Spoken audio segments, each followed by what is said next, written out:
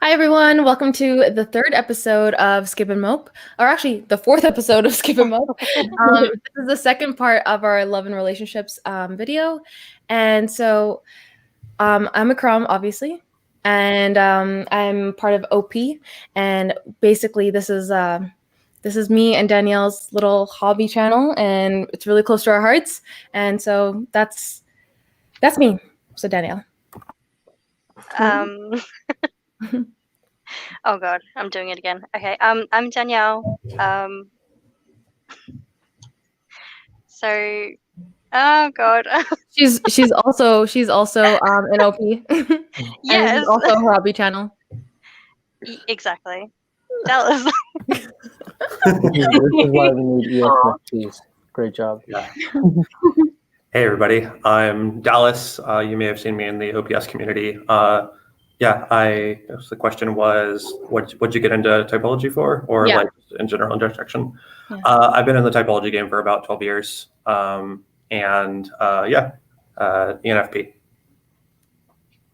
Melanie? Hey, I'm Melanie. I started doing typology stuff because it helped me feel like less of an outcast. And then I just kind of like kept going. I started with Myers-Briggs and then moved on to OPS. And here I am. I have a channel called the Daisy INTP. Daisy as in like, yo, what is life, man? So that's me. Nice. Awesome. All right, and I'm Denzel. I'm an ENFJ, and I got into type back in 2014. Eventually, I went from just posting videos of me just kind of like what Melanie was saying, like just talking about like, well, what is life and everything. Then people were like, yo, can I talk to you about life based off of your videos? And so then that ended up me becoming now a life coach. Mhm. And I use typology like Enneagram, Myers-Briggs, and all that for my current coaching. So I have a YouTube channel, Denzel Mensa. If you find that, you find me. Nice. Perfect. All right. So now that we got the scary introductions out of the way, us blast demons can take a deep breath. Now we can operate from play. All right. So my first question for you guys is, because we're all double feminines, this is going to be really interesting. Cool. What do you guys think of the theory that our opposite modalities attract us the most? So we would all be like pretty attracted to double masculines according to this theory. What do you guys think of that? Do you agree? Do you disagree? And why? Actually, I mean, that makes sense to me. Mhm. Actually, it like sorts out, or it matches up to currently in a relationship with an ENTP, and I'm definitely attracted to masculine sensory because my feminine sensory is so like all over the place. Yeah. It just seems like, wow, I can't believe you can do things. And then I was just thinking about it, and like his masculine, I would think he hasn't been typed, but I think it's masculine TI because a strong identity is super attractive to me. Mm-hmm. Oh, wait. The extroverted decide FE. Actually, so he would be an MF. Yeah. So then maybe not. I don't know. Yeah. A strong idea. So maybe strong introverted decider might be my thing. So it halfway checks out for me. Mm-hmm. What about you? I'm with you there as well. Yeah, pretty much. Mm-hmm. I've dated one person who was double masculine, and for me I think that we had like initial like pretty strong attraction, but because like I believe he had demon FE and I have demon FI, and both of those are masculine for both of us. Right. I felt like it made us super intense and like kind of clash.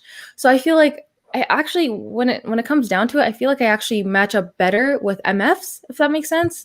MFs or actually double feminines. I don't know why, like feminine deciders, like or extroverted decider. I think it makes me feel a little bit more comfortable to converse, which is something you have to do a lot when you're in a relationship. Like feel comfortable, I guess, talking about feelings, which is something that's hard for me as a thinking dominant, something I try to repress.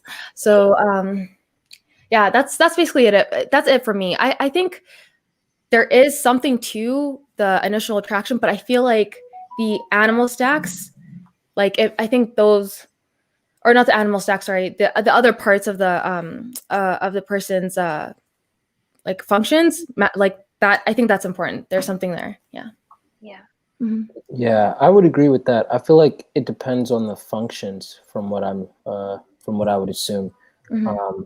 I'm not 100% sure what Jamila is, but I feel like she has masculine FI.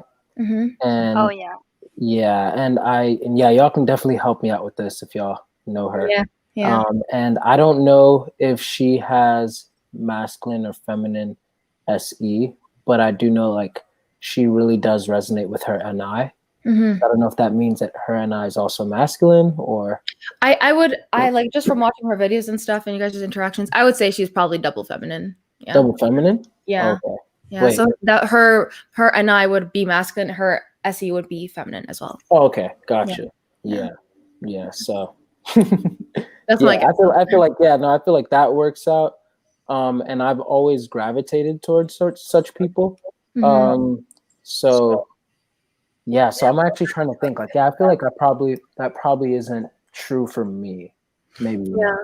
Yeah. And it makes sense because like the whole opposites attracts thing, like even outside of typology, has been such a big thing. But if you think about it, there's some people who really, really like people who are similar to them, who have a similar vibe. And actually, Yeah. like a lot of long-term relationships are with people who are similar to each other. You know what I mean? Right. Yeah. So what about you, Dallas?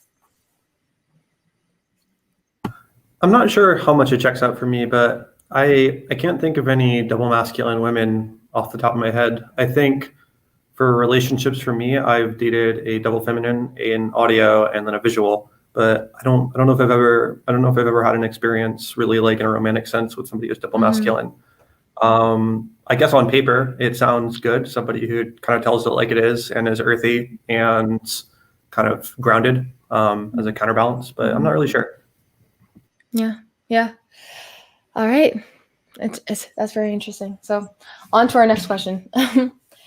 So how do you guys think you can leverage your type in dating? Because like I think for having your type laid out, I think it's such an interesting thing because it's like it gives you an idea of your strengths and your weaknesses.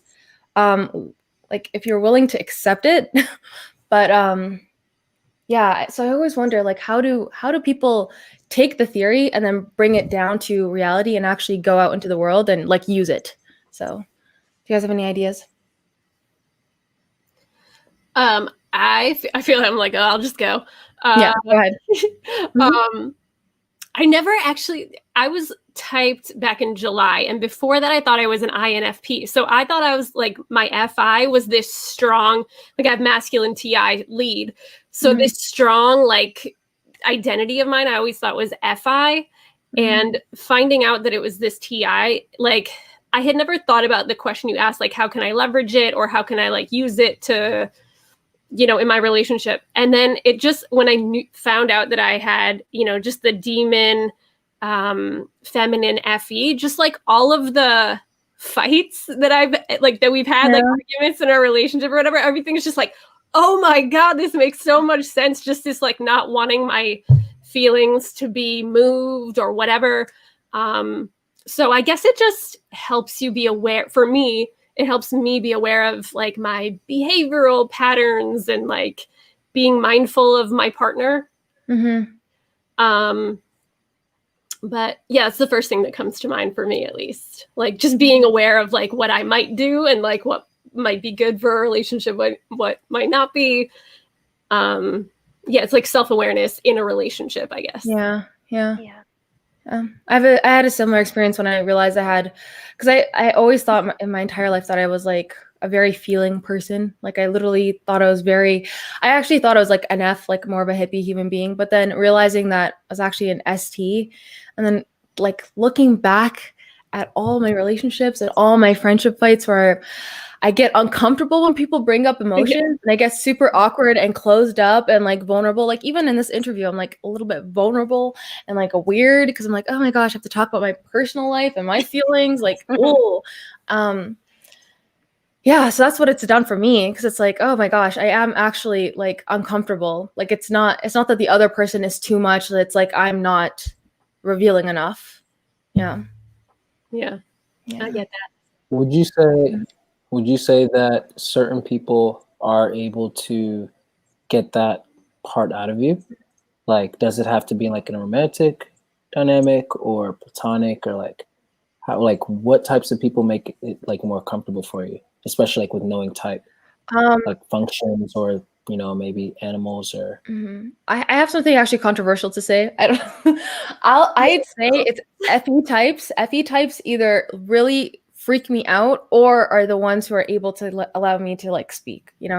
So it's like the most like I've never I don't feel so demon feeling throughout most of my day, but when I am interacting with an FE type and they're asking me like these big questions about my emotions and my dreams and all, and I'm like, get away from me with these chemicals, like stop. Or it's noted. Life coach over here. no, but I was just thinking about this the other day, because I keep on saying this, like I'm like, oh my gosh, why does FE make me uncomfortable? Then I realized like it's because I'm so demon feelings. And I remembered my best friend from high school. I believe she's an FE lead. I think she's an ESFJ. But I remember I used like I really loved her and everything, but I always tried to like kind of distance myself from her because I was so into my thinking when I was in high school. Like I was so deep in feelings. Like I did not want to ever like interact with my emotions at all. And she would constantly try to bring them up. And so she stuck with me. She kept on poking at me, and she actually taught me so much about how to be like an actual human being. And I was thinking back, I was like, oh, if I didn't have this friendship, like I don't know what I would be like today. I don't know if that's like super serious, but it's like, because once you push down those emotions, I don't know if you relate, Melanie. Yeah, I was just gonna say it's like exercise for that weak emotion, and I can totally relate to that. Just like she worked you there with it, like yeah, you had to practice feeling.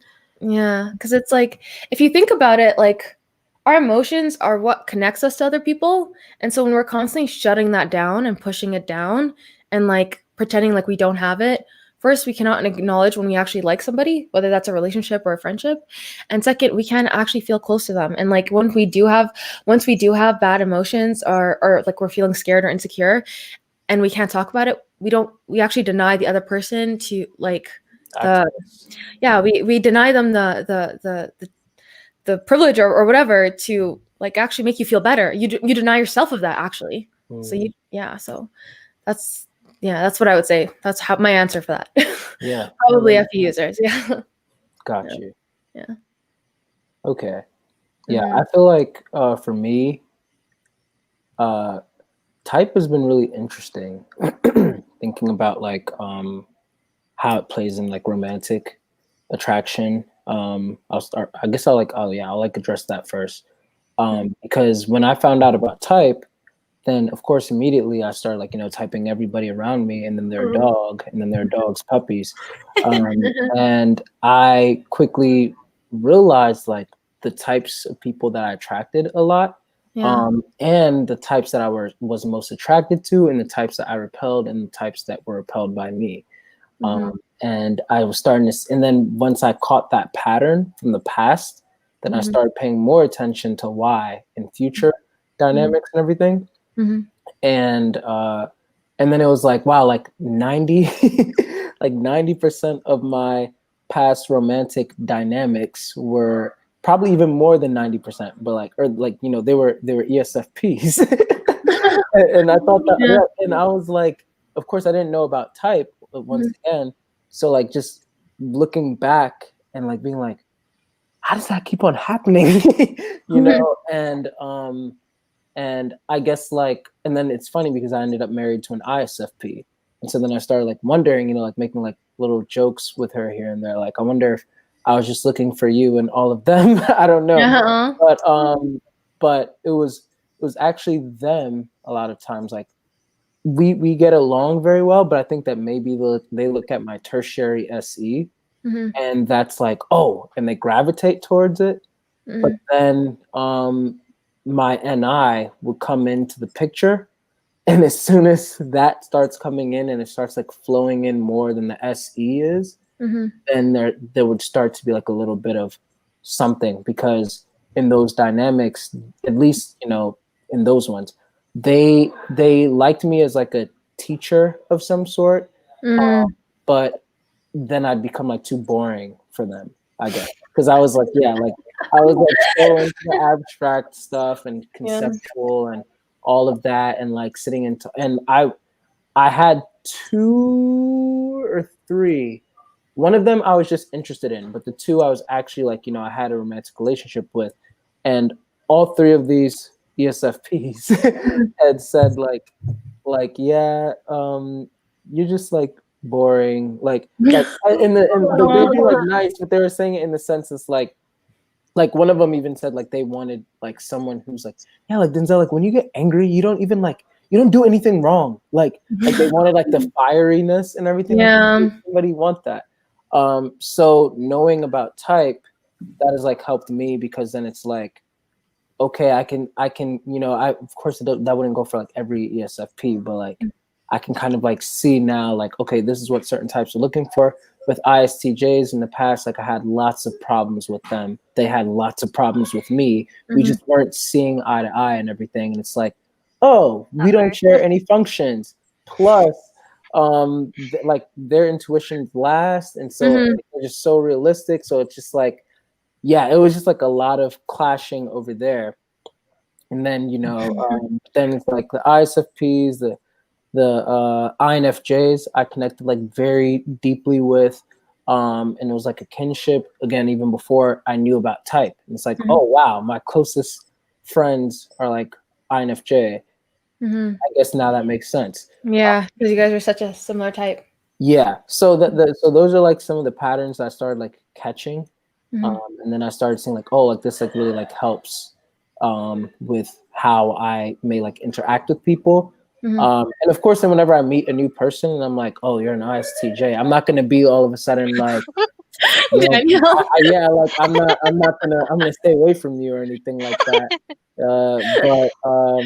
But yeah, if anything, like it helps me now to like, okay, well, I might not bring up as many of my ideas with this person. Well, that's kind of sad, though.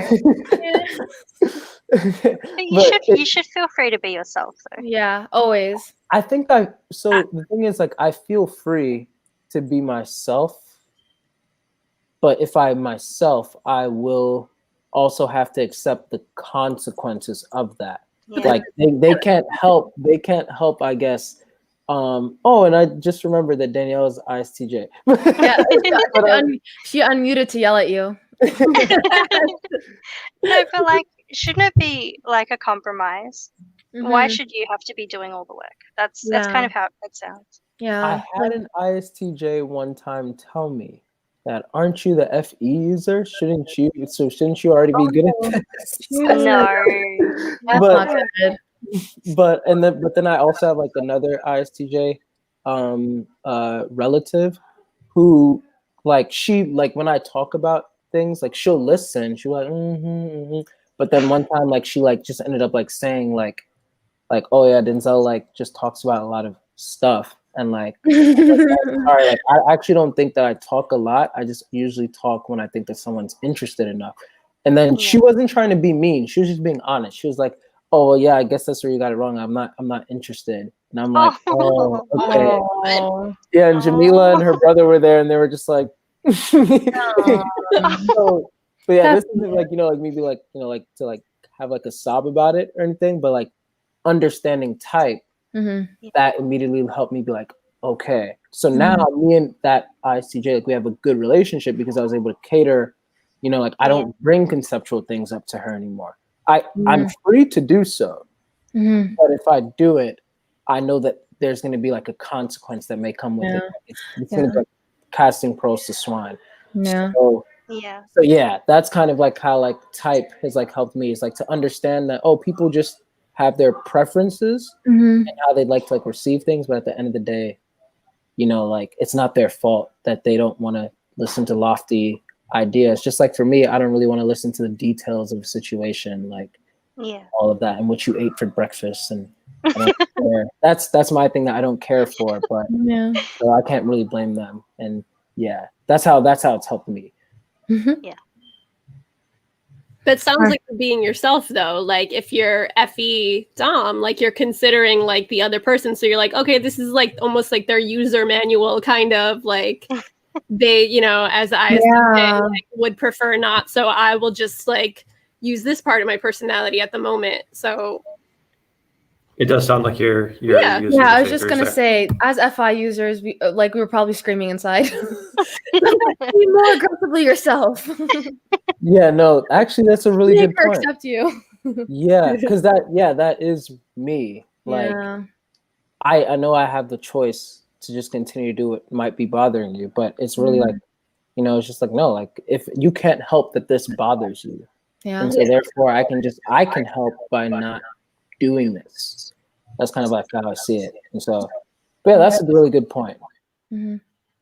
It's also a masculine identity thing, throwing the burden on yourself to change. Yeah. Yeah. What about you, Dallas? How do you leverage your type for relationships? Blast equals bottling. So I should just be aware of that, as well as with masculine FI. I have a tendency to carry my own emotions and to not let other people see them, or to think that my own emotions are incredibly toxic to people. So it's not that I will abandon myself, or it's not that I will abandon my identity, but I don't oftentimes give people the opportunity to help me when they can.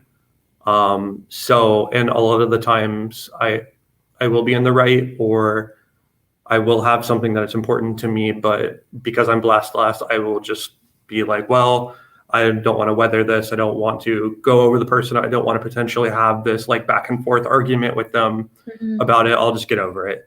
And that burned me a lot in the past with past relationships. So it's been something that has, now having this type diagnosis that I've been able to see within myself and work on, see my own tendency to kind of go into my head, and not kind of like share, even if it does need to be a little bit more intense.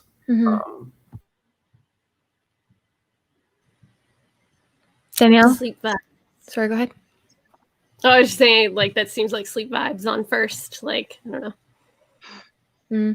Wait, actually, Dallas, could you explain what you mean by bottling when you say blast equals bottling?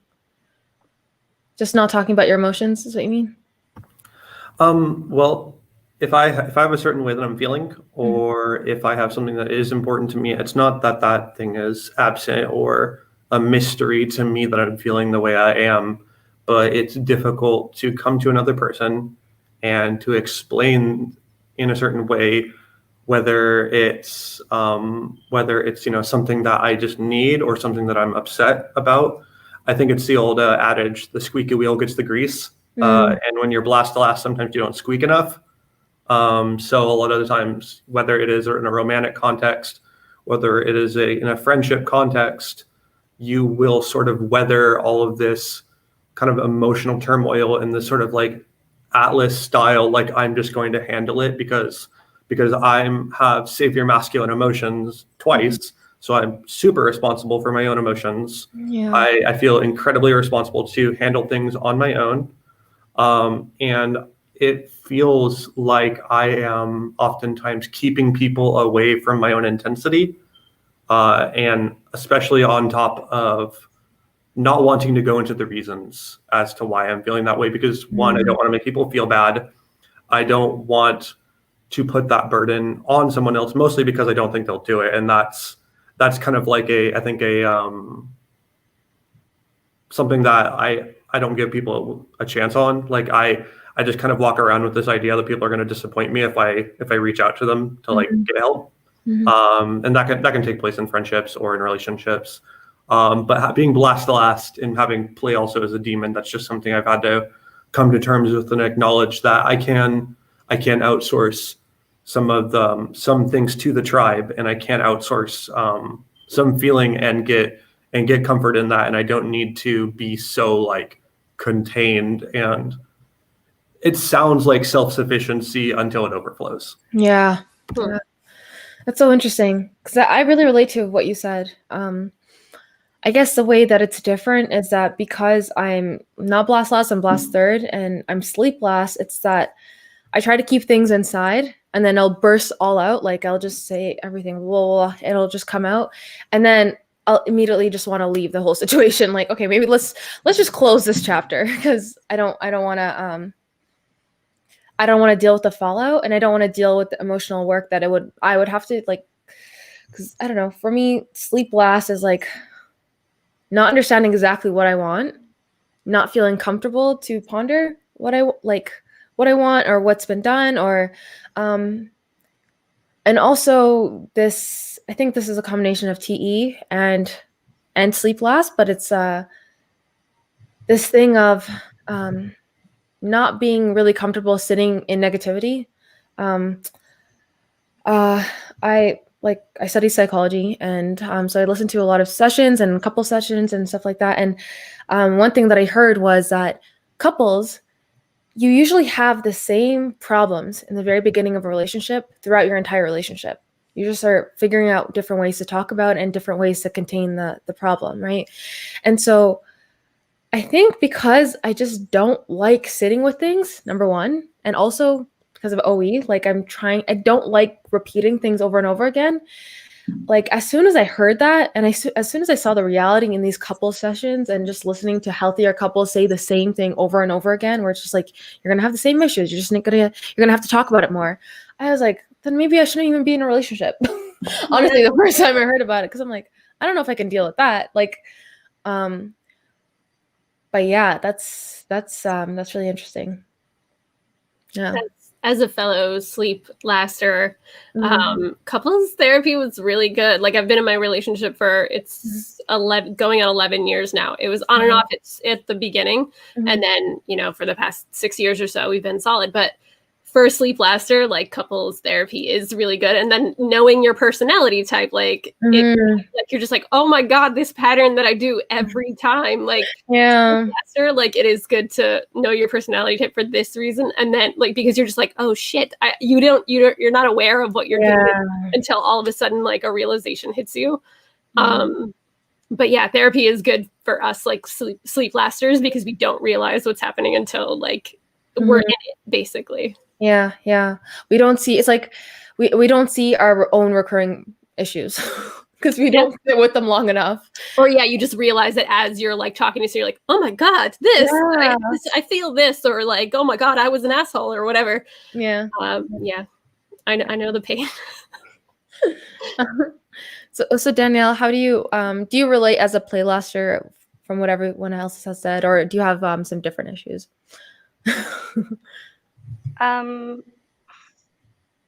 Do I relate as to which part as a playlist? Dallas talked a lot about how he contains a lot of his emotions on his own because he has demon blast play. Yeah. Do you feel the same, or do you feel similar? I do with people that I'm not super close to.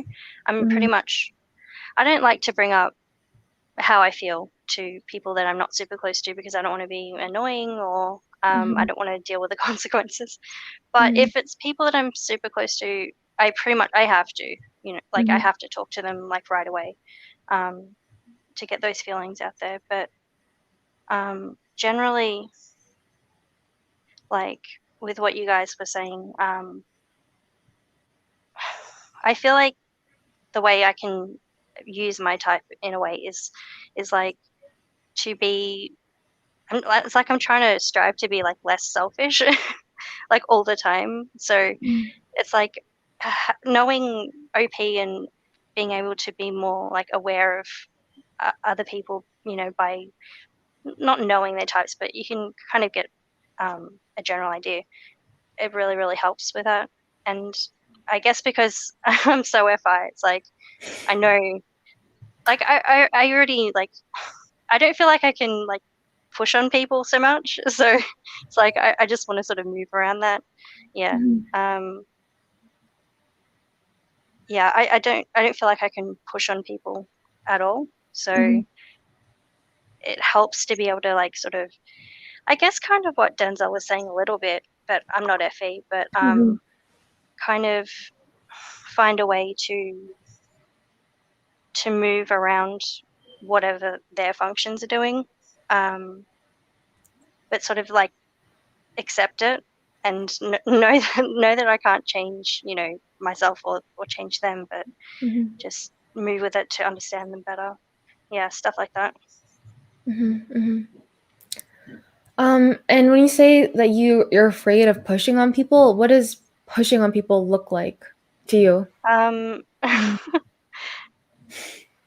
um, Like when you. expressing myself. I mean, Mhm. really, like if I have something negative that I feel, I don't really want to put it out there, like with, for example, like my sister or my mom or something, because I'm Mhm. not like super super close to them, so Mhm. it's like it's scary. Like, yeah. If I guess because maybe it's because we don't really share many functions, so I don't really know how they're going to react, or I don't want to hurt them as well. Yeah, it's just me putting my feelings out there, and also like it's weird, but like I don't feel like sometimes like I deserve deserve to do Mhm. that. Mhm. Um, I don't know why. I haven't really gone into that. Haven't really thought about that. Mhm. Um, but like I don't want to hurt people's feelings. Like firstly, so I shouldn't bring up things that like annoy me. Mhm. Even things like even things that I'm still really upset about, I still haven't talked to like my mum or my Mhm. sister about. But um, That's really yeah, interesting I don't because know if I would either. yeah. Maybe I Well, should. I think you should, yeah. But that's just me. It's um similar to what Dallas was saying, but I'm looking yeah. at it Yeah. seems like you guys are both blast play demons, so it almost makes sense that you would kind of bottle it up. Yeah, yeah. And it's Yeah. interesting that both of you are FI saviors because a lot of times FI people are stereotyped as being overbearing with their emotions. And both of you like have expressed being really scared to show your emotions and being scared that that you could overpower other people with your emotions. So yeah. Yeah, Yeah. it's not it's not my own fear of my emotions. And with Sleep Second, I Yeah. tend to be screamingly aware of what I want. Mm-hmm. I don't not know myself. I know myself very well. Mm-hmm. The problem is I know myself so intensely that the fear comes from exposing somebody else to me. Mm-hmm. From exposing somebody else to the intensity to which I feel things is kind of like I don't want to burn somebody else in the process. I've had like for example, something that I've had a lot of people tell me just in relationships or in any sort of like context is when I do get really frustrated, I get very formal, and it's almost kind of like I am controlling that masculine feeling even more so. And to me, it's very much like I need to keep you away from it as far as possible because it is lava and I don't want you to touch it. So I'm going to give you my feminine SI and I'm going to give you my feminine TE, and you're going to get the reasons, and it's going to be procedural. And yeah, because I don't want you anywhere over here because this is Yeah. hot. Yeah. Like That sounds I familiar. yeah, like I've had maybe 3 big blow-ups like Mm-hmm. in my life, and people get scared. Like they get really really scared of me because like I guess because I'm like just when I deal with a tribe, it's generally more my FTE, my feminine TE. So they're not really seeing that side of me. And then just it'll explode one day and people are like, who the hell are you? Mm-hmm. Yeah. I don't want to scare people. I Yeah. think that's like a pretty big fear of mine because yeah, I've been told that I'm scary. So like I don't want to scare people. It upsets me to scare people. Mm-hmm. Yeah. That's a big fear of mine too, so I can relate to Yeah. that. It's more of being inappropriate though on my end, like with the demon FE, like Yeah. a big Yeah. thing for me. So Yeah. I get that. Yeah. I was just gonna Um, ask. Sorry. Go ahead. oh no, I was just like letting that sink in. Mm-hmm. Yeah. Yeah. I was just gonna ask. Denzel and Melanie, how do you guys relate? Do you guys relate to that? Like, what is your response to what the FI? Because I relate to both you and Dallas. I guess I'm the inverse, where I'm like, I think Dallas, the cold state that you described with the feminine TE and just kind of shut off. I've been accused of being cold. It's like, I think that sometimes when I get uncomfortable, that's like my default. But like both of you, I'm also afraid of being scary with the masculine FI. But how do you guys feel about that? Because the vulnerable parts, at least according to OP and I guess MBTI, is that the vulnerable parts for you guys, your DI is TI. So your thoughts, how does that? So do you feel an insecurity of bringing that out to other people? Is it like a sign of intimacy when you bring that up? Mm-hmm. Yeah. Yeah. For me, for sure. I mean, it's like I have levels to my TI. Mm-hmm. And so it's interesting because at the beginning of the conversation, you said something. You said that our feelings is what connect us with each other. And I was gonna be a little bit pedantic and ask the question like, could you say that our thoughts can do that too?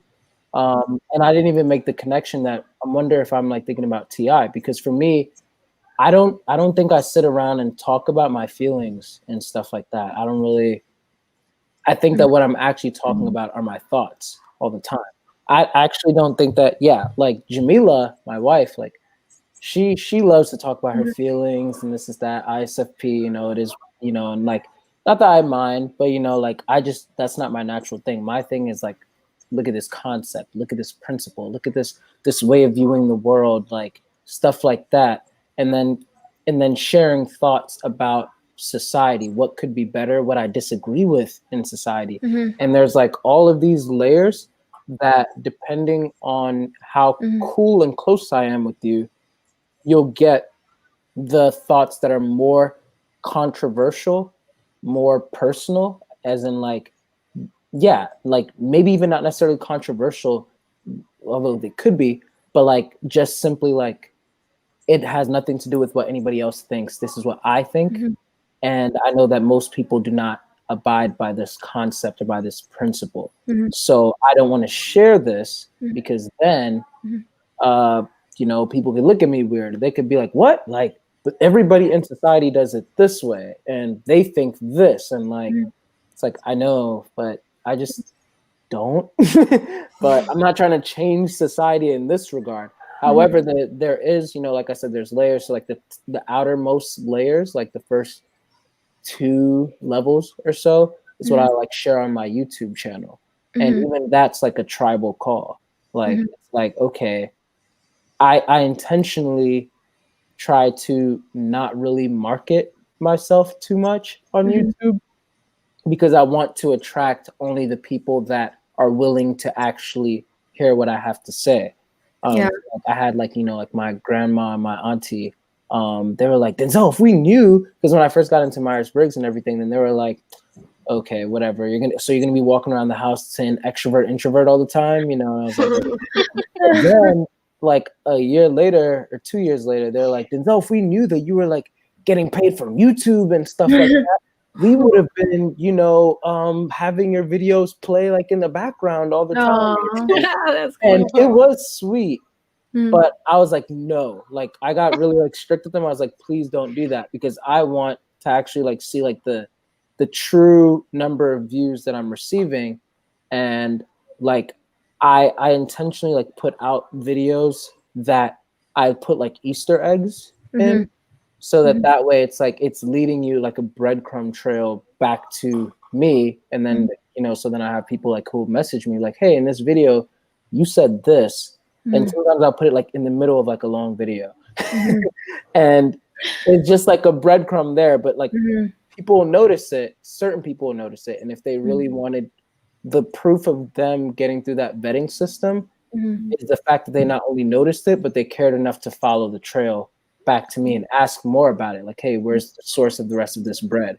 And then it's like, whoa, just the fact that you're here, like, gives me, yeah, you deserve more of this. And so then I just start sharing more of those concepts and those thoughts.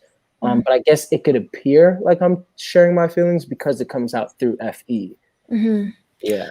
So a question I have for you, because Kevin kind of talked about this earlier. Kevin and Joyce talked about this in our last video, but with TI users, Kevin said that if he feels like he opens up to you and he tells you something that is maybe a controversial thought, something that, you know, you could possibly judge him on an FE spectrum or whatever, and somebody like me, maybe like a TE user, is just like, oh, that's a dumb thought, whatever, he'll actually put you down a peg. He won't like you as much. Do you relate to that, where you don't like somebody as much if they shit on these feelings, these thoughts that you give them? That's the biggest problem that I have with most of the ISTJs that I know. That's exactly what they do. And like I said, you know, like Danielle, I'm not automatically ostracizing her. But yeah, like that's like constantly that's what they've like done. It's like, oh, I'll share this or I'll share that, and it'll be my NI and my TI that they're just both like, what? And they just make me feel absolutely stupid. And it's like, and it almost seems like intentional. Like, I can't even comprehend how stupid you sound by talking about this. And then I'm start to like, because my TI is inferior, so I'm like, am I really stupid? Like, you know? And so then, yeah, I do start to like the person less. But I think that now, again, because I understand type, it's like, oh, they can't help but see things. Because then I start looking at myself too, like, what things do I see in other people that I'm like, that's stupid? Because to me, it is that obviously you should know how to treat people. So my whole channel, I feel like, is me being like, okay, this is how to treat people 101. You know, and so I had to like learn, like, not everybody knows how interpersonal dynamics work. So rather than me looking down upon them and being like, are you stupid for not, you know, speaking in that tone, or for doing this, or for even trashing on that person's idea, it's like, oh, I probably have to share these thoughts and teach these people how to do that. And if they're actually interested, like a lot of them be enlightened, like they'll comment, they'll be like, wow, I didn't think about it that way. And it's like, to me, it's like, how could you not think about it that way? But then it's like, oh, because you're a ISTJ, or you're, you know, like you what you're thinking about is more of these things, which I don't think about that way. And so we all have something that we're looking at somebody like to be stupid for. So in understanding that, then I actually don't necessarily, I wouldn't say that I like the person less, like they go down a peg in that regard, but it's more so that my investment in that person is less, if that makes sense. Yeah. So like I still get along with them, like that ICJ that I told you that she said, like, yeah, you know, like I don't really care. It's like immediately, like, you know, I'm thinking like, well, she can't help that she doesn't care. And there's things that people talk to me about, it's like, I don't care about it. And I like, if I want to care about it, then I still can't. And so I just think about it in the same way. Yeah, like, although I feel like this is really, how could you not care about this? It's like, there really are people that just don't care. And so that doesn't mean I should dislike them for it. But if they deliver it in a way that's intentionally meant to actually like condescend me, and not just what they think, but it's like actually like, yo, you're stupid for this and this is that, that's when you actually get knocked down a peg. Because there's a difference between like being mean and then just saying like, oh, this is just what I think, or like, I just don't think anything of it because I don't care. Does that make sense? Yeah, it makes sense. Yeah. So what about you, Melanie? You have your TI at the very top. Yeah. So I always wondered, like, is it the same kind of experience for you?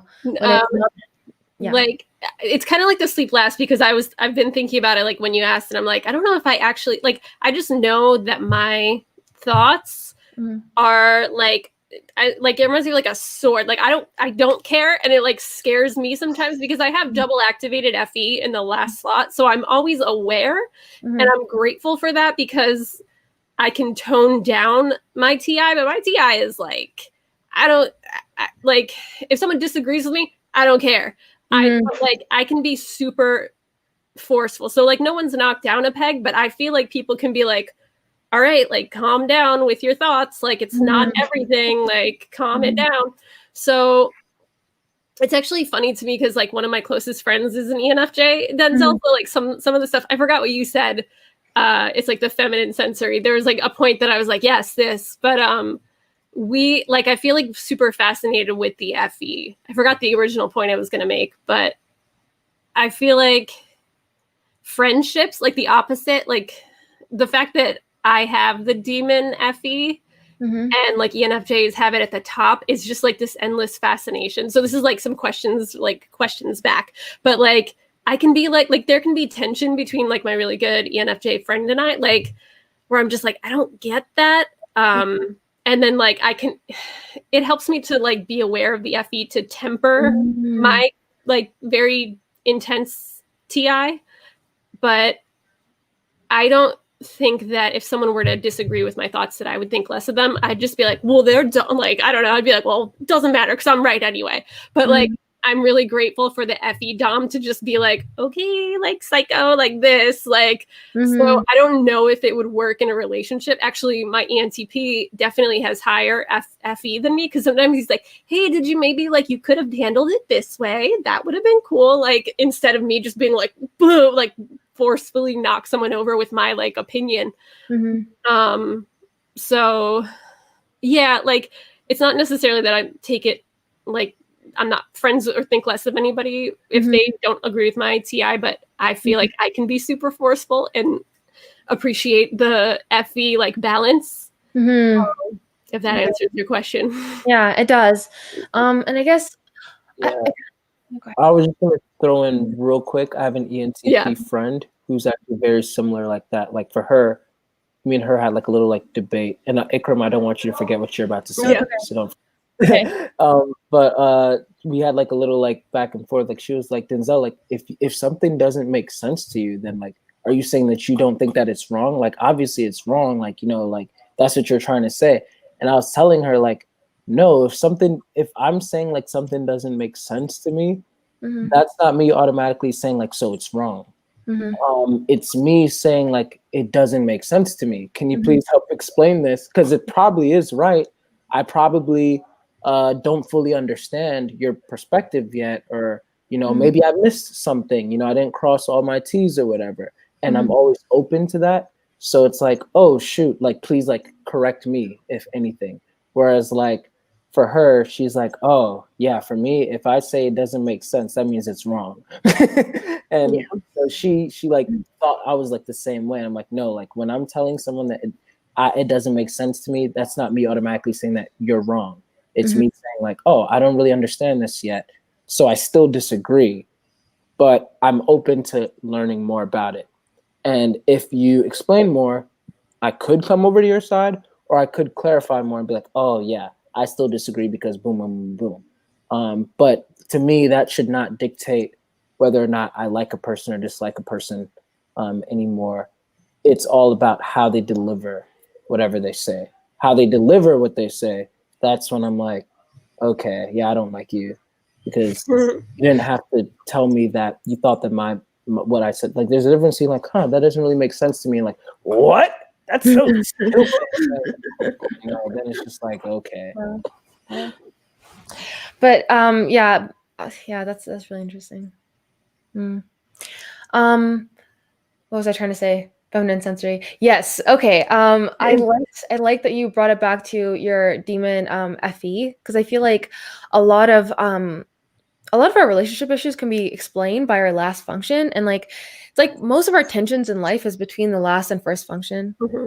And it's like we either overdo the first one, and then like kind of swing, and then overdo the last one, or just are a bit too conscious of it. So we talked a lot about that in the last episode when it came to the decider axes. So your FE and TI would be included there. But we didn't really talk about it when it came to our observer axis. So Dallas, you would have feminine SI last. Do you have any idea how that has affected your relationships in the past? Yes. So for feminine SI, one, it is when I do have an issue or I do have something I need to bring up.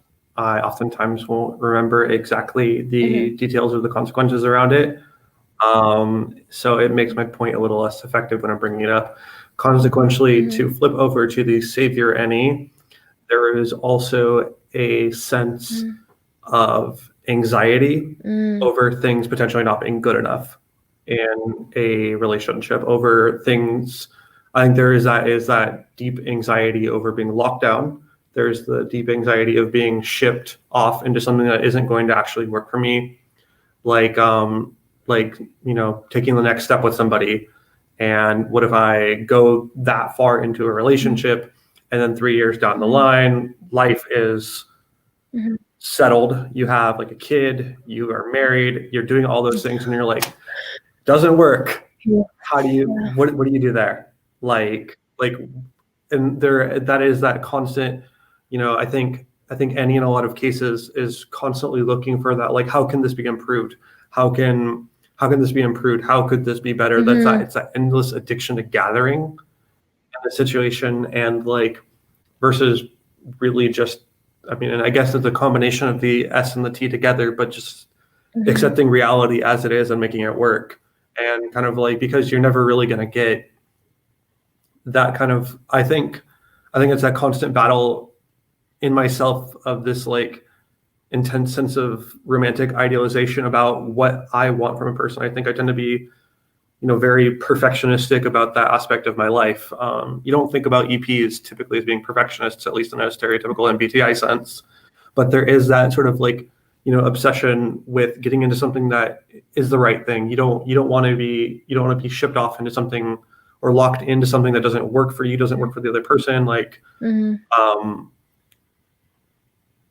it can be frustrating because getting anxious over the monotony of the day-to-day routines, feeling like, especially with feminine SI, I think a lot of the traditional OP stereotypes of the like "don't control me, bro" comes from a masculine OI demon. That comes from a feminine SI demon or a feminine OI demon. I think with a feminine OI demon, there is a little bit more of a tendency to let the other person take the reins. Say that you obviously care way more about the control than I do. This bothers you. I'm just going to let you do it. You have your routines, you have your structure, you have the ways that you want to do something. That's fine. But what it does is it kind of, when you get into and Denzel, you mentioned the Enneagram a little bit at the very beginning of this. I think I'm also a 9 on the Enneagram. It's a little bit of that tendency to just kind of let the boat sail, and feeling like you can kind of mold yourself a little bit too much into somebody else's life. And like you can kind of like get lost in with your own structure and your own way to do things, your own needs, your own self-development, personal development. And there is a lot of anxiety, I think, a lot of fear around like, is this serving me? Is this growing me? Am I becoming a better person? Am I becoming a worse person? Am I locked in? Am I a bird in a cage? Am I like, are we good for each other? I think there's a lot of fear surrounding that.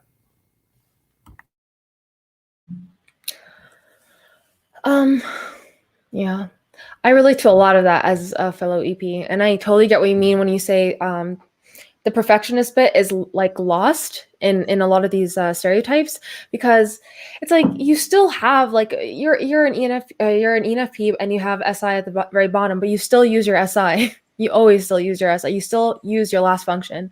And I feel the same with my NI, where it's like most of the time I'm going with the flow, but of course you're going to have that swing where you get extra controlling, and you get not even extra controlling, but like you want the best SI path. I want the best NI path. And because we're kind of stuck in the gear of like doing the gathering, at least for me, like I get into this delusion that if I just gather more, then that's when I'll find the right path, instead of trying to chisel down the path I'm in right now to make it good.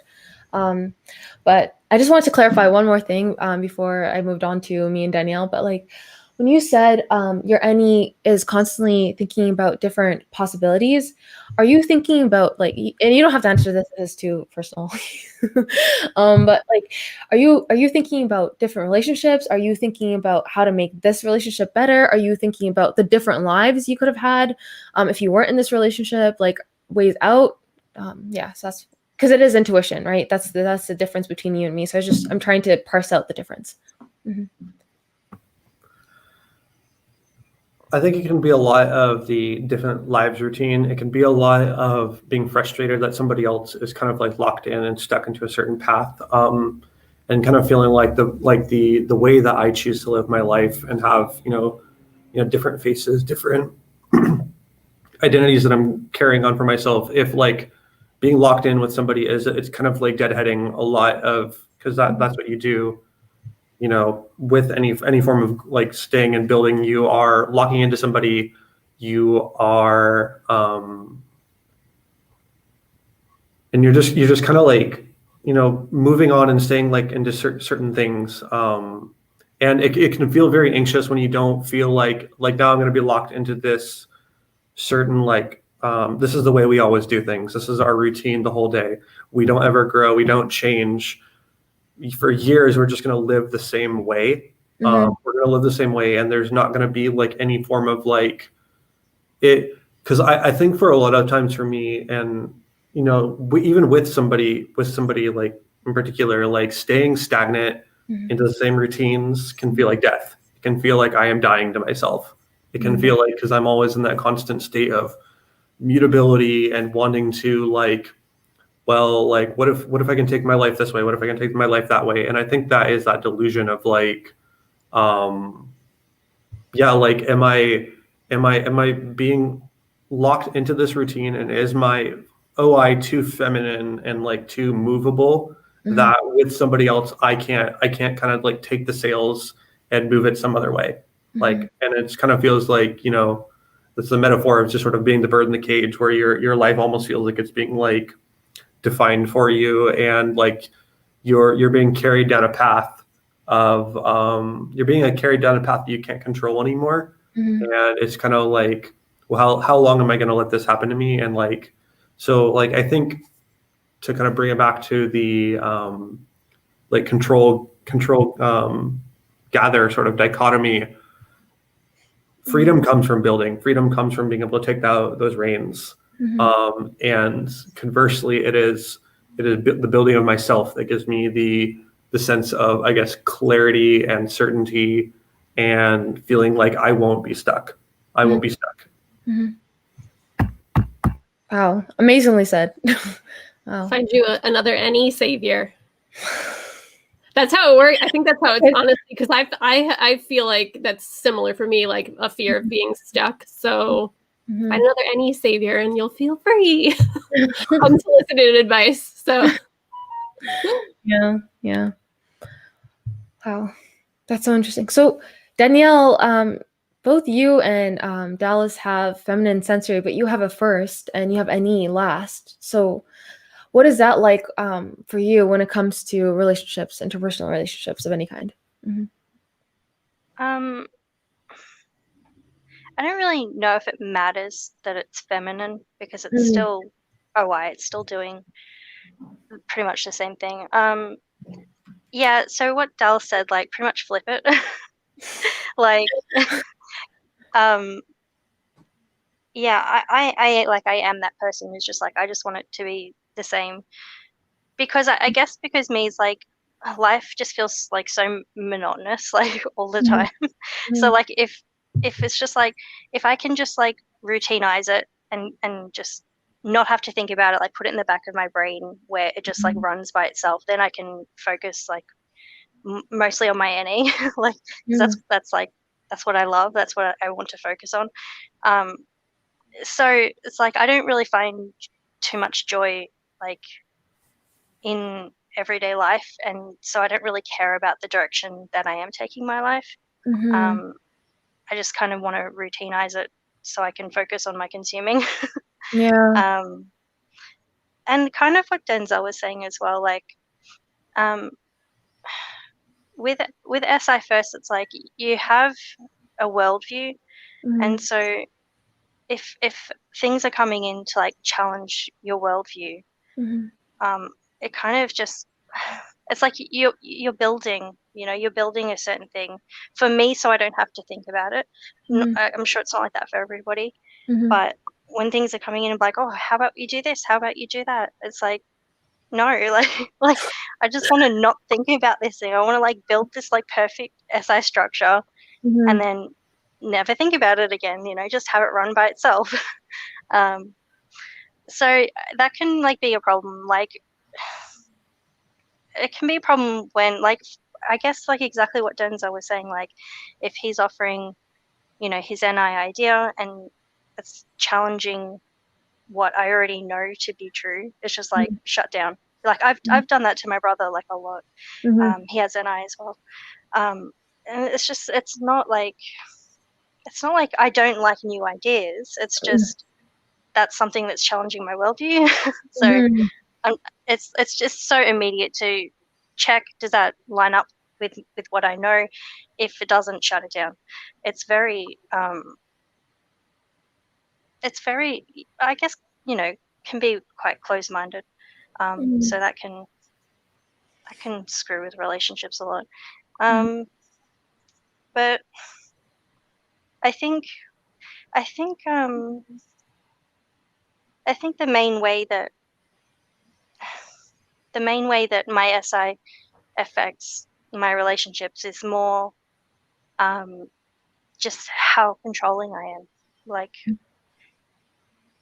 Like I was saying, like I just want to like build this little structure, but when you live in a house with people, like my brother's like SA lead, Mhm. and I think my dad is SA savior. They're just like running around like causing trouble Mhm. and like messing up my structure and like kicking it over, Mhm. and it's like I just just give me some time, just Mhm. like if I build this thing, everyone will like it because it's going to work, it's going to run smoothly, you'll Yeah. never have to think about stuff again. You can Mhm. just do whatever you want, like Mhm. just enjoy whatever, like go watch your TV shows and it'll Mhm. run by itself. Mhm. But yeah, I think I'm hurting people by doing that. So yeah, that's how it mainly affects people. Wow. Thank you so much for talking about that. Because honestly, a lot of the times when people talk about the IJs, especially the ones with SI first, I don't know if we appreciate like the complexity of your inner world because it's still an introverted function, and so it makes so much sense to me that you're trying to organize your sensory world so it runs on default, so you can have a deeper inner world. And I think we Yeah, recognize that when it comes to FI, we recognize that when it comes to TI, and to a lesser extent, we recognize that with NI, but not so much with SI. That's so interesting. SI's pretty complicated. Like Mhm. I can explain it in this way, and then somebody else who's SI would be like, no, that's not what I'm doing at all. you know. Yeah. Um, Mhm. yeah, I think because it's so like subjective, it's going to be different for everybody. Mhm. Yeah. I've heard some other SI leads talk about the joy that they find in the actual sensory, and that's something that's a little bit different from what you just described. And I think it might be No, because your yeah, your NE is like activated with consume. I Because yeah. yeah, I find joy in like my own sensory. Like I, Mm. I sort of see it like I live in an SA world. I don't live in an SI world. Mhm. Like so, I'm not finding joy in like 99.9% of sensory. It's like only very specific things that I sort of put my own spin on, Mhm. but not the real world itself. I don't think I really find much joy in the real world itself. Mhm. Can I ask you to clarify what you mean by like sensory that you put your own spin on? Sensory that's personal to you? Um, Mhm. so I guess kind of like what SI is doing. It's sort of like recording sensory. That's how I see it. Mhm. So um, I'm noticing like the same amount of sensory, I guess, as an SE person. Not necessarily. I mean, when I think about like objects, just Mhm. think about like furniture in a room or something. Mhm. Um, I'm noticing I'm noticing the same shit, but it's like my favorite of it. It's like I record in my brain, and then I can sort of change that up, like smash things together to create my own thing. That's what's personal, you know. Not, I guess, also nostalgic things as well. Of course, things from like my blanket when I was a child, you know, those things as well. But it has to like reach a certain age before I start caring about it. Like something that's just 3 years old, I'm like, meh, you know. But you know, reach 10, 15 years, I'm like, oh, that thing, I loved that thing. Yeah.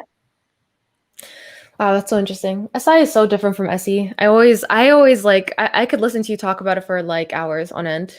Just, especially when it comes to the differences in the perceiving functions, it's like literally how you're taking in the world. Yeah. And it's like me and Denzel, like I can understand Denzel a bit more, but he's doing the thing that I don't like doing as much, which is the NI. But at least I've been in an NI zone before, right? But I don't think I've ever been in an SI zone. Like, yeah. And so I think SI is the most different. With any, I can kind of I can vibe with any because it's like we're still OE, you know, we're still wanting something different from what we're having right now. Yeah, that's so interesting. Thank you for sharing. And Dallas, you can pop out anytime you need to. Yeah, because I know you have to, okay. And so I guess it's for me, my turn. So being an SE lead and relationship problems, I guess the problems that I have in relationships is always wanting to leave them as soon as they start. And I think it's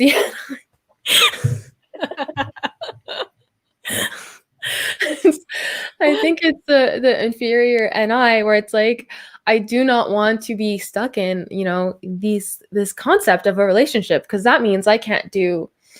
I don't know. I'm not thinking so much about the future like Dallas was talking about. Like that's the difference between I think NE and SE because I'm not thinking about all the different lives I could have. It's more like I don't want to do the obligations of a relationship because there are some like intuitive obligations where it's like when you're in a relationship, you have to spend X amount of time with this person. When you're in a relationship, you have to let them meet your family. Then you know, if this is a really good relationship, then it lasts for years, and hopefully you get married and you have kids, and then wow, your life is done. There's your life. And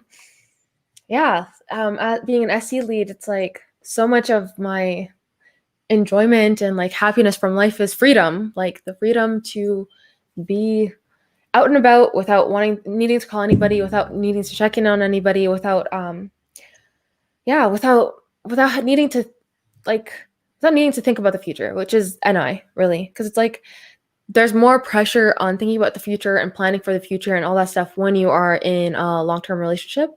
So that's one big thing.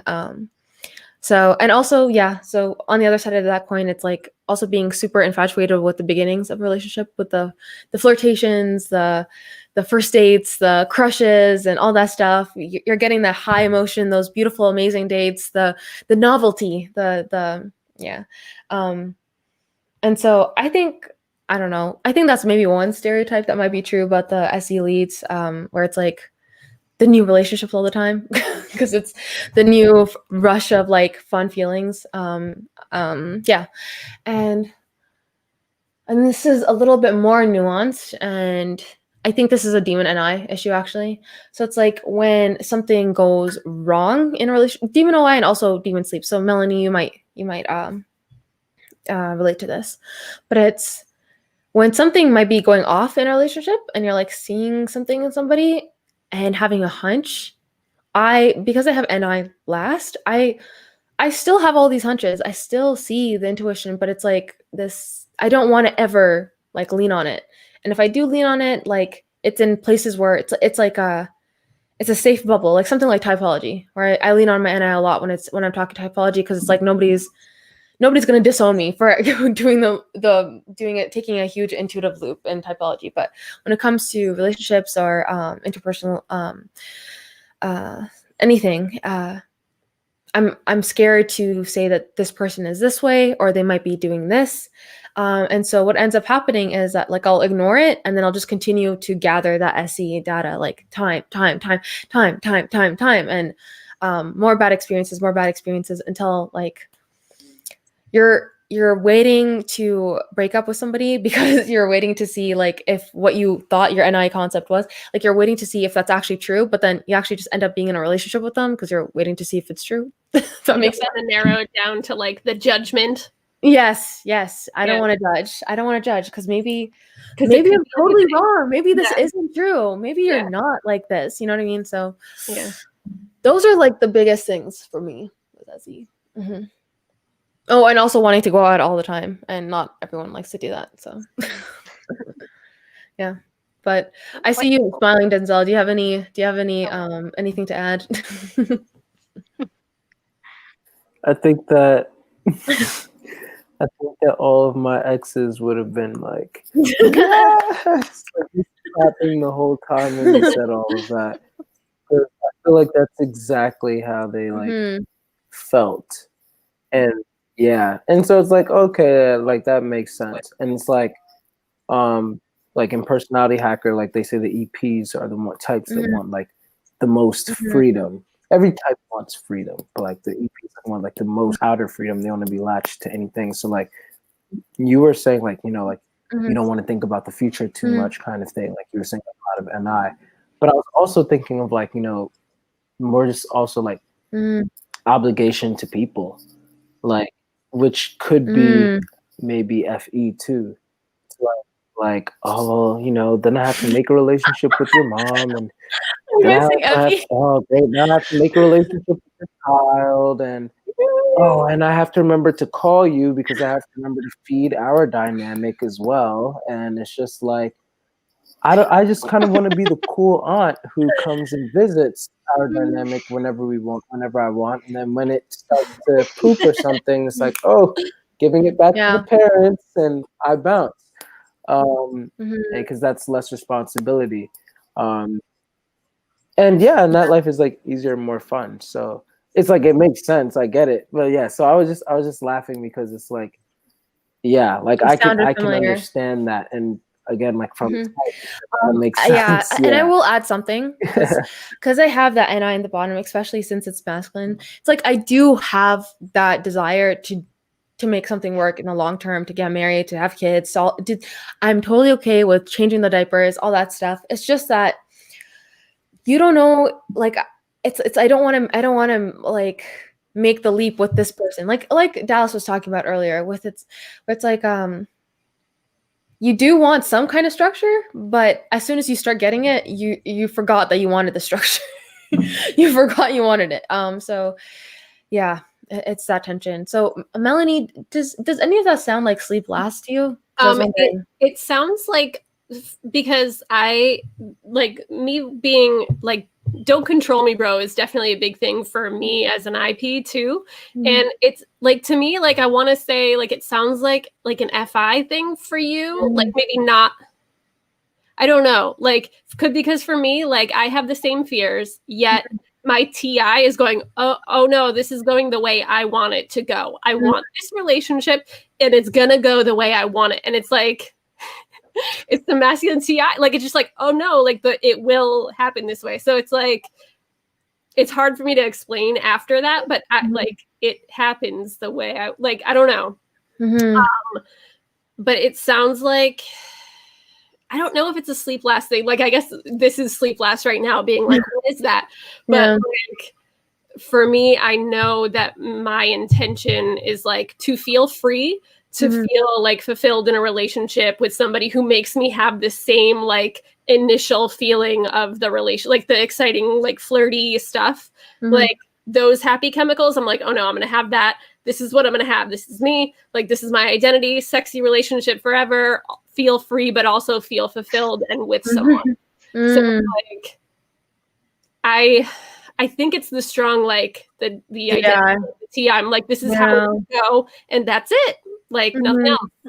And it's scary. It's hard to explain. The sleep last, I think, is like, whoa, calm down. Like, what are you talking about?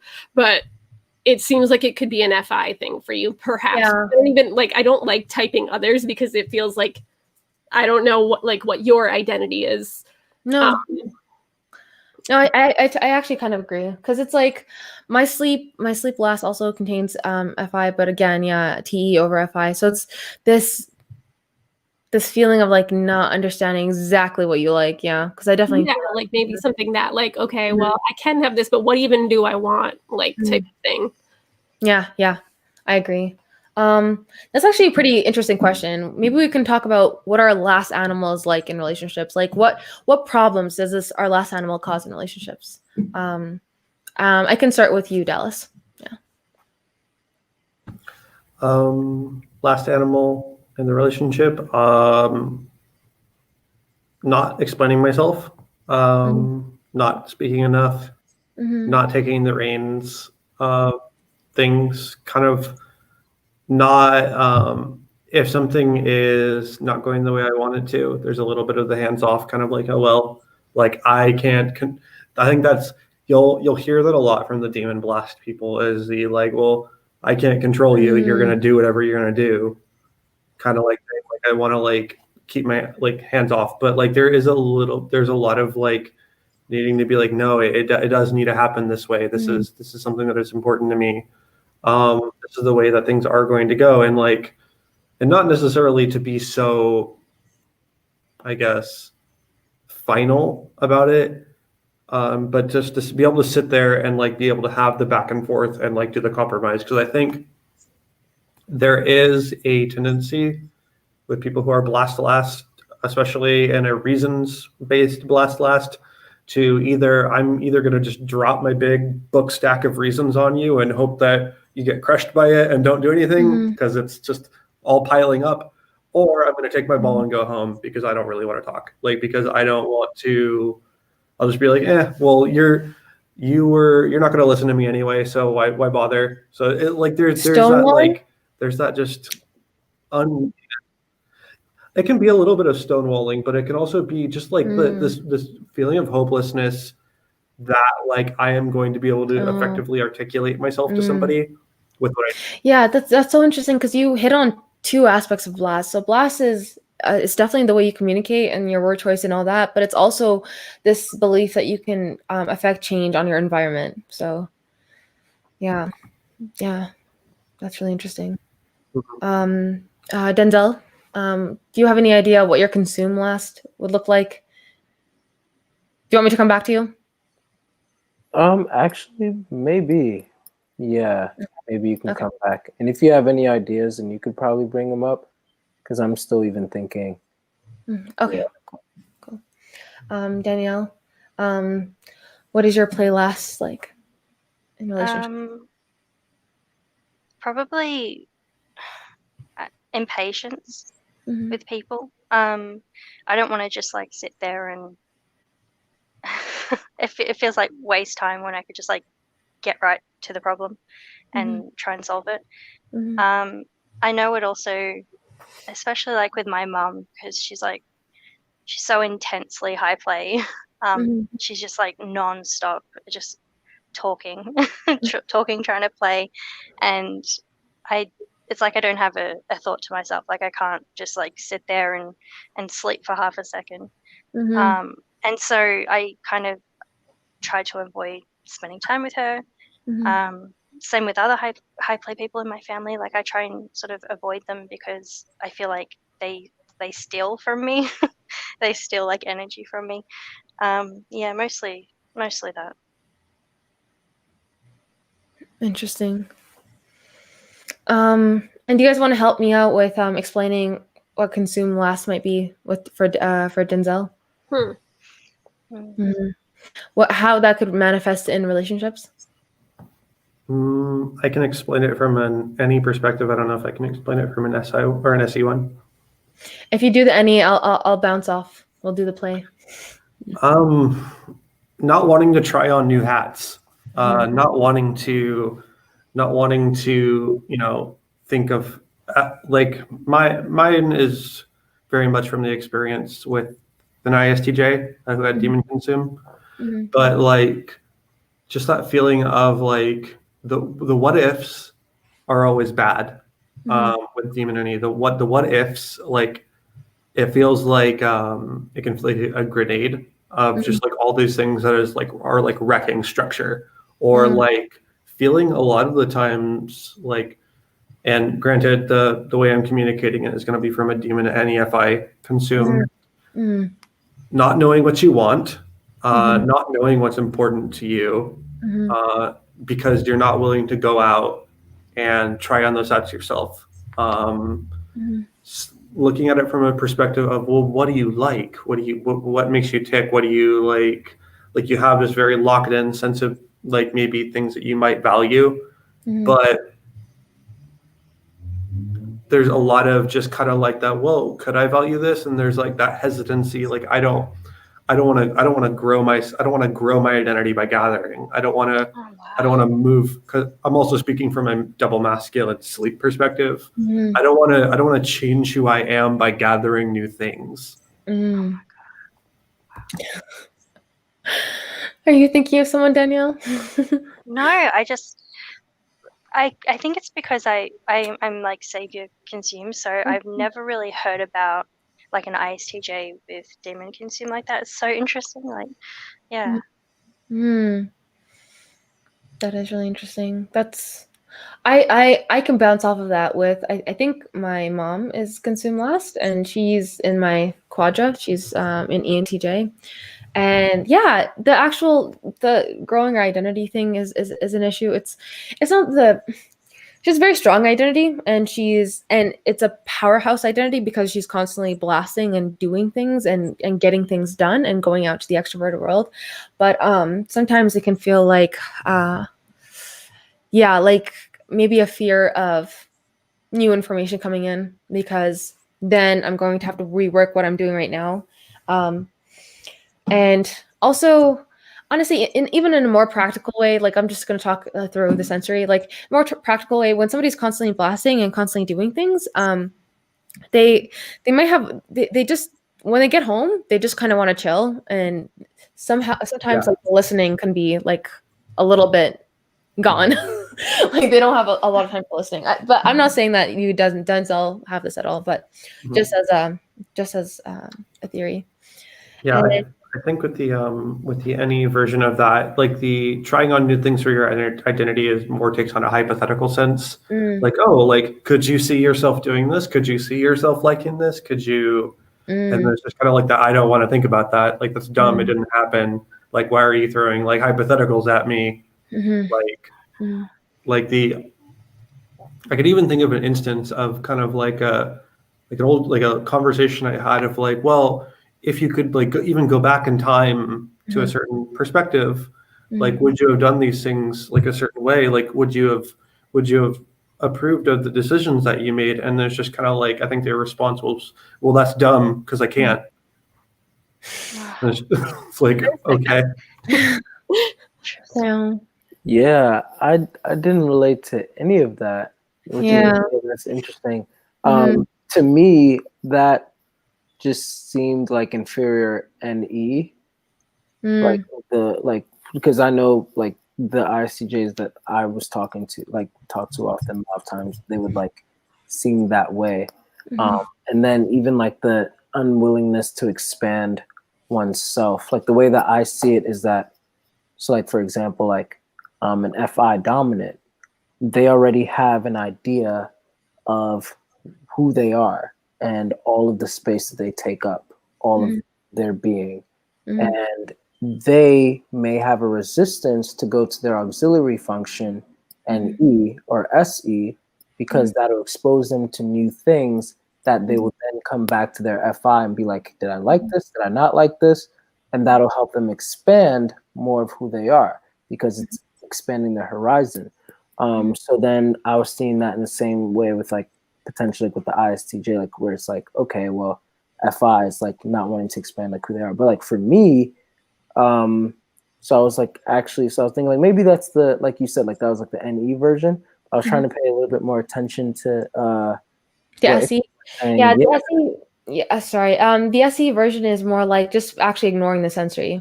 So one thing that Dave always brings up as an example is like not seeing not seeing things that would take you from your blast play path, like not seeing things like so. He gives the example of mail all the time, like not liking to look at the mail. I'd go further. You not like looking at the mail. Oh, okay. Yeah, you hit something there. Yeah, I go a long time without opening the mail or mailbox, like even getting it, and then when I finally bring it inside, then I don't want to open it. But it's mainly because I have this like irrational thing, like, oh, maybe if I don't open this, then I won't see the bill, and then I won't have to pay it. I don't know if that has Makes anything sense. to do I think with that's just fact. But yeah. but I think I was. Were you No, complete? that's it. Okay. Well, one thing I was thinking about was like, because I had interviewed Dave on my channel, and he and I both consume last, and he was talking about like, just and I've watched like some of the videos too, and like the way that I see consume last, and maybe you guys can like flesh this out more for me, is for me, he said that the consume last are kind of like the know-it-alls. Because it's like I already he's like, I already got the idea. I already know like what this is. Yeah. And I laughed at that because it's like for me it's like, you know how on your desktop of your computer you can have like folders and everything? For me, I feel like I have a folder category for everything in my life. And therefore, and I've gotten to a place where I'm fairly complete with all the folders that are supposed to be on that desktop. So if I find something that I can't organize into one of these many folders on my desktop, then automatically I'm like, I've made it this far without this information. And if it can't fit into any of these folders, why the heck do I need it? And so I toss it in the trash bin because it's like, I don't need that. So to me, I do feel like, no, I'm always like adding on, but I'm adding on to whatever folders I already have. And if I don't have a folder there, then it's like, I don't need this because it's just going to take up unnecessary space in my head. So then I think of like, I don't know what Einstein was, but I always laughed at how he said, like, apparently he never memorized his phone number. He always had to look into the phone book. And someone said, like, why, like, someone as genius as you, like, why don't you memorize your phone number? And he's like, why would I waste space in my head memorizing something that I could just quickly look up? And that's how I feel about like my social security number and like other things. That's just like, I'll just look it up, like, or like it's just it's locked up in my phone or something, But like I don't like memorizing this random numbers or like in math class or like biology class. Biology, I was just like when I took it my last year in college.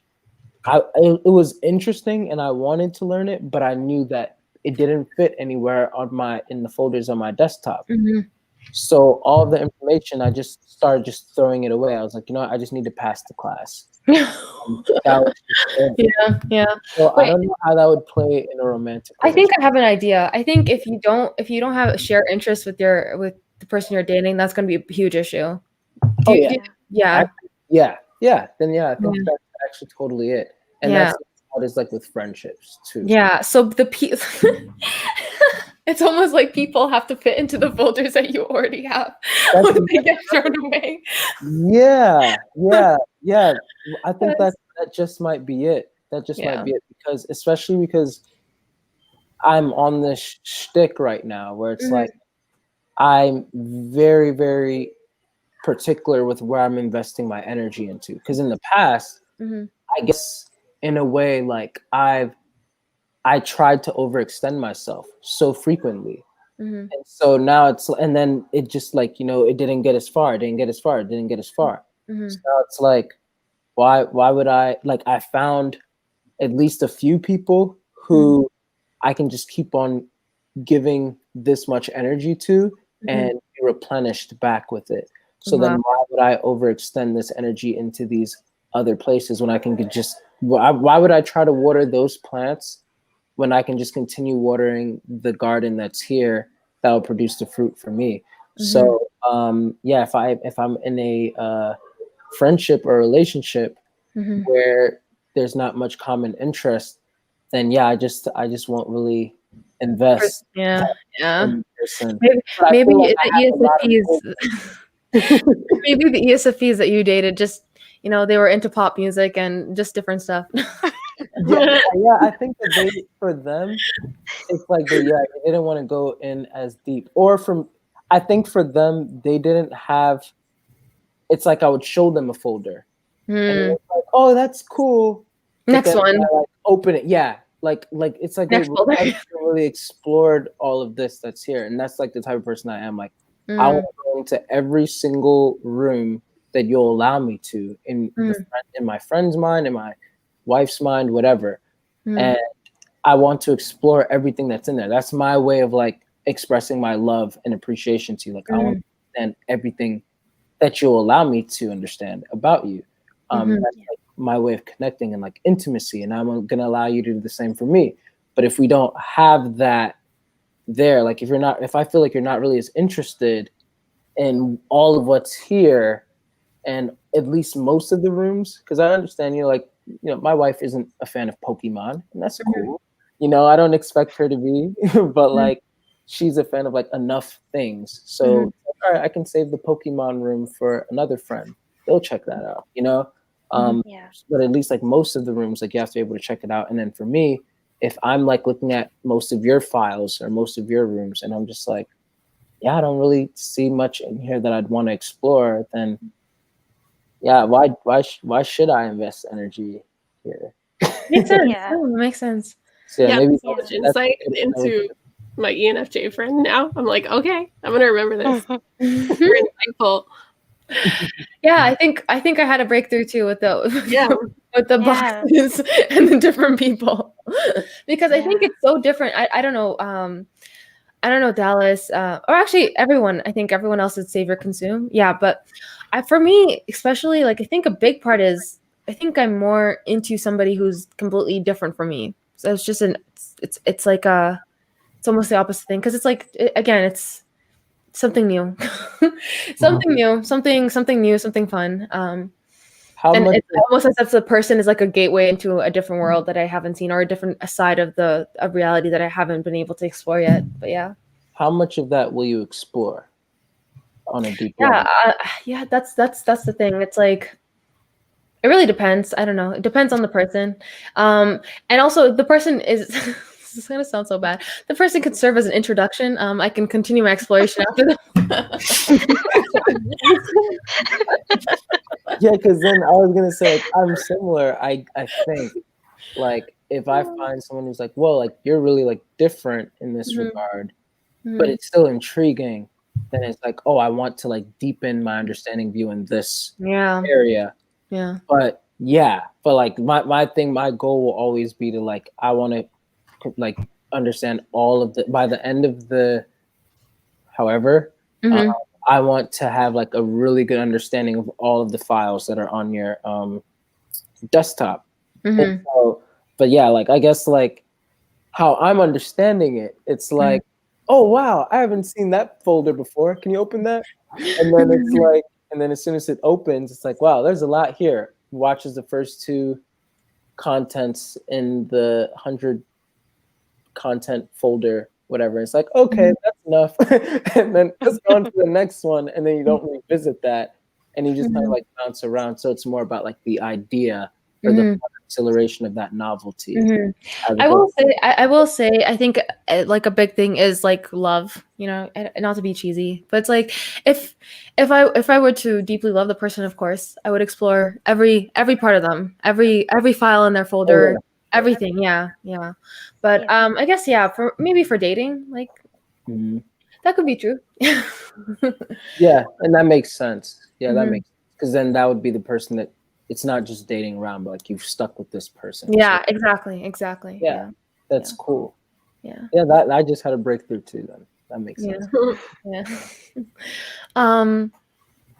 All right. So I want to just, this is the last question. I promise, guys, I've kept you guys for an hour and a half already, but I would really like to hear what you guys, if there was like a younger version of you out there who is the same type as you, like every single OP type, same 512 type, what advice would you give them for going into the dating world or relationship world, or just like any really interpersonal, deep, connected relationships? What advice would you give them from learning from the issues you've had in the past and just growing? So, what advice would you give them? And anyone can start, whoever has the feeling. Probably just one, be more patient. To like jump over the hurdle of play earlier, because like I got there way too late. It would have been so much easier if I just did it when I was young.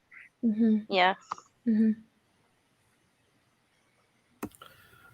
I would say to not be so afraid of finality and to dive into more things and to kind of blast. I guess that's a little bit more of blast. Just try more things because like you're not going to really be able to build an index of the things that you want if you're being so perfectionistic about it, and if you're like shoving people out like when they get really close, if you're just going to shove them out because they don't check off every single little box, you're going to deny yourself a lot of experiences. Mm-hmm. I think the sleep blast is popping up for me right now because I'm like, what I should say is like, I don't know, like sleep process more. Yeah. Like take the time to like slow down a little bit and like get in touch with, like what's the thing? What do you think about it? Type of thing. But what I like my first instinct was just like the same, like leaning into my masculine TI, just like make it what you want, man. Like the world is yours. Like I'm like, calm down with that. So I think I have to do a little more sleep processing on like the correct answer for that on my end. Honestly, me too. But go ahead. That was a good one. That was a good answer. Mm-hmm. Yeah, I think for me, it would kind of be like what I was just saying. Like, well, first of all, like I'm very heavy on like the idea of like make sure that you're continuing to develop your platonic relationships, and it's okay that you value, as in the younger me, it's okay that you value those almost as strongly as your romantic one, because they're very important, and you learn a lot from them. You should not put everything on your romantic partner. But then the second thing is also like, in the light of that, as you're choosing which dynamics to invest in, like, making sure not to spread yourself too thin. And in order to not do that, you have to know the type of friends that you want. And so that garden, like, again, like you might want, like a banana tree is not bad, but if you don't really want bananas, you want an orange tree, then don't invest in watering that banana tree. Leave that for somebody else who wants a banana tree, but you focus on that orange tree, so know the types of plants that you want in your garden and make sure that you're watering those and you're catering to those, because you only have a limited source of water. That was very well said. I think the advice I'd give to my younger self or somebody of a similar type who's younger is, again, sleep process more. Take time to think about what you want from life. Focus on, and also because I'm DE over DI, I think, I don't know if Denzel, you would relate to this. You're the only other person who's DE on this panel, but sometimes getting too lost in other people's experiences and then forgetting about your own experience. If you're so and I'm a 9, so that's even worse. Yeah, a social 9 at that. Oh, it's horrible.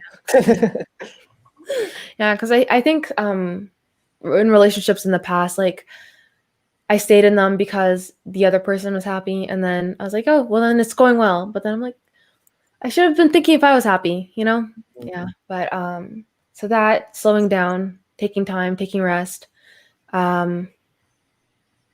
And that's really what and also, sorry, getting connected to your heart. Getting connected to your heart and not so much living in the SE of it all. The SE doesn't work, doesn't make sense. Is a fun, but more into, hey, how are you feeling? That's the advice I would have. Yeah. That's beautiful. Nice.